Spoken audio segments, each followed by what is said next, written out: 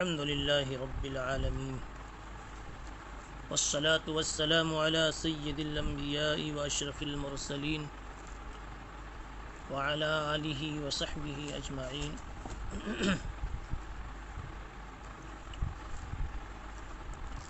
باب الشروط التي لا تحل في النكاح.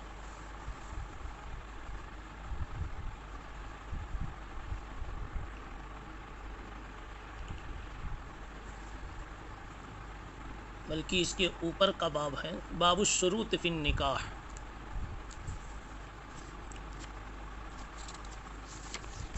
نکاح میں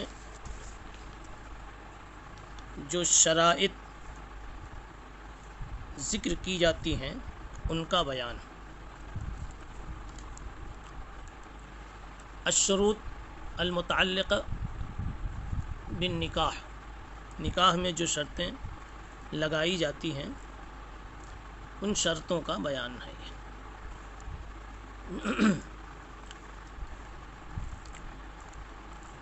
جو شرطیں نکاح میں لگائی جاتی ہیں وہ 3 قسم کی ہیں.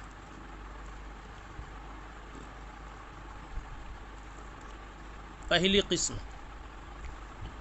وہ شرطیں جن کا پورا کرنا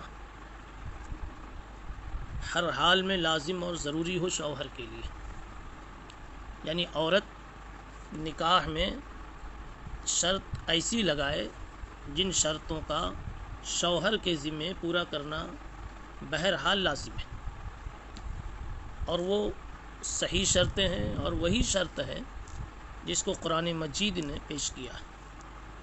فَإِمْسَاكٌ بِمَعْرُوفٍ أَوْ تَسْرِيحٌ بِإِحْسَان کے اندر میں، یعنی شوہر بیوی کو شریعت کے مطابق رکھے اچھے انداز میں، اور اگر وہ اچھے طریقے سے رکھنے سے عاجز ہو تو پھر شرعی طریقے سے اس کو چھوڑ دے. رکھے تو بمعروف، چھوڑے تو بمعروف. امساکم بمعروف او تسریح بالاحسان. یہ شرط ایسی ہے، اگر کوئی عورت اپنے شوہر سے یہ شرط لگاتی ہے کہ میں آپ کے ساتھ نکاح کے لیے راضی ہوں اس شرط پر کہ آپ امساک بالمعروف اور تسریح بالاحسان کا بھرپور لحاظ رکھیں، ایسی شرط معتبر ہے. اور یہ 3 قسم کی شرطوں میں قسم اول ہے.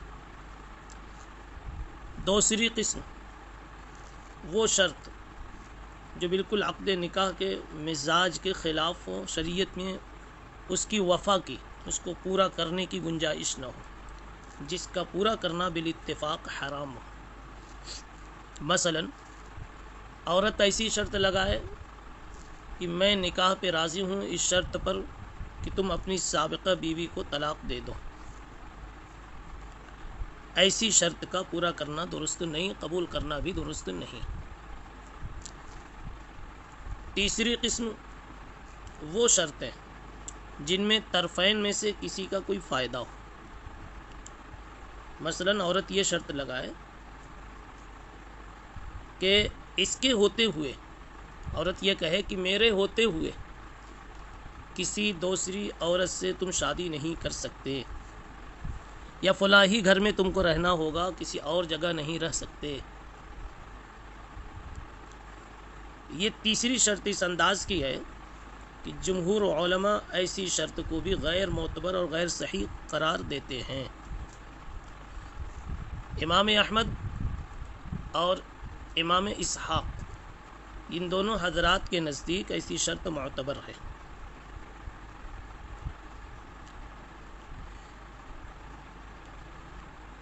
امام بخاری رحمۃ اللہ علیہ کا رجحان امام احمد کے مسلک کی طرف معلوم ہوتا ہے، کیونکہ انہوں نے عقبہ ابن عامر رضی اللہ عنہ کی حدیث پیش کی ہے جس میں ارشاد ہے کہ تم نے جو شرط قبول کی ہے اسے پورا کرنا چاہیے. احق ما اوفیتم من الشروط ان توفوا به ما استحللتم به الفروج.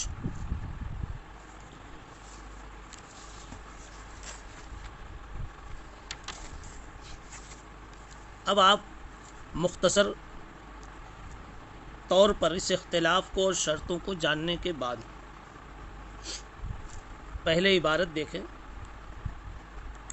قال عمر مقاطع الحقوق عند الشروط. حضرت عمر ابن خطاب رضی اللہ عنہ نے فرمایا مقاطع الحقوق عند الشروط، شرطوں کی صورت میں حقوق ختم ہو جاتے ہیں. یعنی جب کوئی شرط آپ نے قبول کر لی تو اس شرط کے متعلق جو بھی حق تھا اب آپ کے قبول کر لینے کی وجہ سے آپ کا وہ حق نکل گیا آپ سے. وقال المسور ابن مخرمہ، مسور ابن مخرمہ کہتے ہیں سمعت النبی صلی اللہ علیہ وسلم ذکر شہر لہ فاثنى علیہ فی مصاہرتہ. نبی پاک صلی اللہ علیہ وسلم نے اپنے ایک داماد کا تذکرہ کیا اور ان کی دامادی کے متعلق بڑی اچھی بات کہی کہ انہوں نے دامادی کا حق ادا کیا.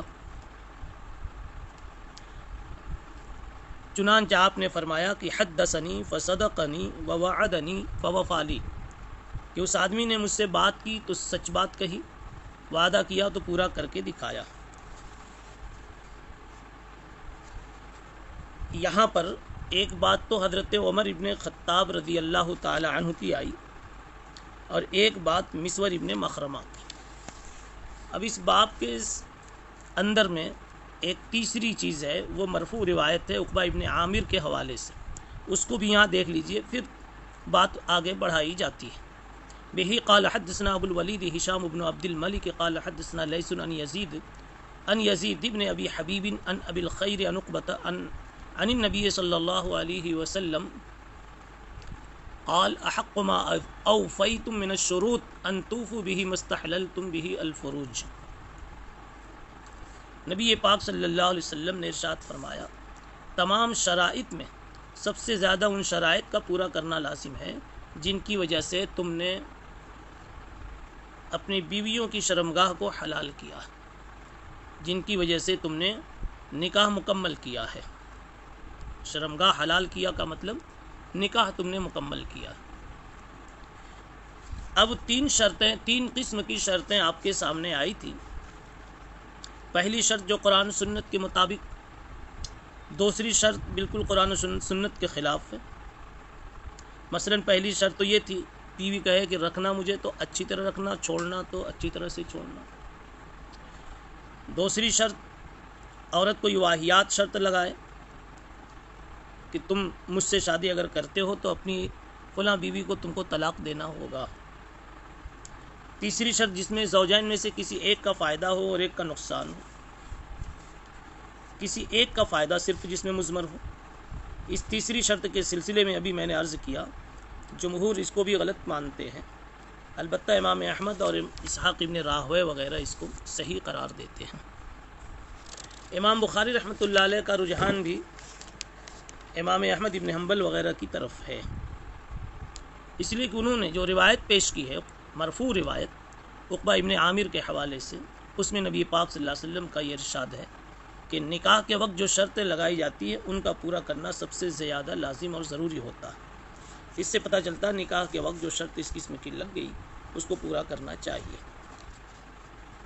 جمہور علماء اس روایت کو یعنی عقبہ ابن عامر والی روایت کو محمول کرتے ہیں ان شرطوں پر جو عقد کے مناسب ہوں، اور یہ جو شرط عقد سے ہٹ کر لگائی جاتی ہے وہ اس قابل نہیں ہوا کرتی کہ ان کو پورا کیا جائے.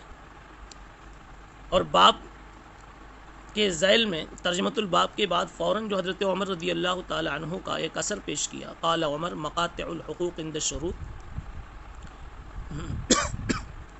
یہ ایک تعلیق ہے، اس کی سند یہاں منقول نہیں ہے، لیکن سعید ابن منصور نے سند اس کی مکمل پیش کی ہے اور حضرت عمر سے اس کو نقل کرنے والے عبد الرحمن ابن غنم ہیں. انہوں نے یہ بات کہی، انہوں نے یہ بات سنائی کہ حضرت عمر نے فرمایا مقاطع الحقوق عند الشروط، کہ حقوق وہاں ختم ہو جاتے ہیں جہاں شرطیں آ جاتی. یعنی شوہر نے عورت کی کسی شرط کو قبول کر لیا تو اس سے متعلق شوہر کا جو حق تھا وہ ختم ہو گیا۔ مثلا یہ مان لیا کہ دوسری عورت سے شادی نہیں کرے گا، تو اب دوسری عورت سے شادی کرنے کا جو حق تھا وہ حق اس کا ختم ہو گیا، اس کے صرف کہنے کی وجہ سے نہیں، اس کے مان لینے کی وجہ سے۔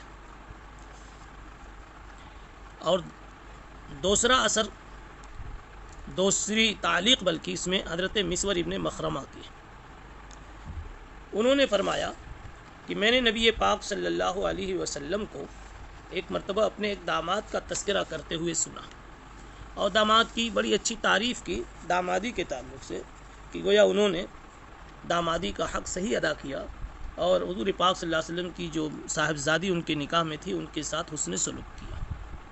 کون سے داماد تھے اور کس معنی کر کیا دامادی کا حق اچھا ادا کیا، اس کی تھوڑی سی تفصیل اس طرح ہے کہ حضور پاک صلی اللہ علیہ وسلم کی سب سے بڑی صاحبزادی حضرت زینب کے شوہر ابو العاص ابن الربیع، یہ داماد یہاں مراد ہے۔ بدر کی جب لڑائی ہوئی تو اس موقع پر یہ مکے سے مسلمانوں کے خلاف کفار کے ساتھ نکلے تھے، اور غزوہ بدر میں مسلمانوں کے ہاتھ گرفتار ہو گئے، لیکن حضور پاک صلی اللہ علیہ وسلم نے ان کو پھر آزاد کر دیا، اور اس شرط پر آزاد کیا کہ وہ مدینہ جائیں، وہ حضرت زینب کو مکہ جا کر مدینہ بھیج دیں۔ چنانچہ ابو العاص نے، داماد نے وعدہ کیا، جو بات کی اس کو سچ کر دکھایا، وہ مکہ پہنچ کر انہوں نے مدینہ بھیج دیا۔ اس موقع پر اسی بات کو سوچ کر جناب رسول اللہ صلی اللہ علیہ وسلم نے یہ فرمایا، حدثنی فصدقنی، اس نے مجھ سے بات کی تو صحیح بات کی، اور مجھ سے وعدہ کیا تو وعدہ کو پورا کیا۔ بعد میں یہ مسلمان بھی ہوئے، اور فتح مکہ سے پہلے انہوں نے مدینہ منورہ کی ہجرت بھی کی۔ حضرت زینب دوبارہ ان کے پاس آئی، صدیق اکبر رضی اللہ تعالیٰ عنہ کے دور خلافت میں ان کا انتقال ہوا۔ امام بخاری رحمۃ اللہ علیہ نے یہ تعلیق پیش کر کے یہ بتا دیا کہ اگر کوئی شرط قبول کی جائے تو اس کا ایفا ہونا چاہیے۔ شرط قبول کرنا ایک طرح کا وعدہ ہے، اور وعدہ پورا کرنا ضروری ہوتا ہے، اس لیے پورا کرنا چاہیے۔ اس کے بعد جو عقبہ ابن عامر جوہنی کی روایت ہے، حضور پاک صلی اللہ علیہ وسلم کا ارشاد ہے کہ تم پر سب شرطوں سے زیادہ نکاح کی شرطوں کو پورا کرنے کا حق ہے، جس کی وجہ سے تم نے عورتوں کی شرمگاہوں کو نکاح کے راستے سے حلال کیا ہے۔ معلوم یہ ہوا کہ نکاح کے وقت میں جو شرطیں نکاح کے مقتضیات سے میل کھاتی ہوں، اگر ایسی کوئی شرط لگائی گئی تو اس کو پورا کرنا ضروری ہے۔ سبحان اللہ بحمدہ، سبحان اللہ۔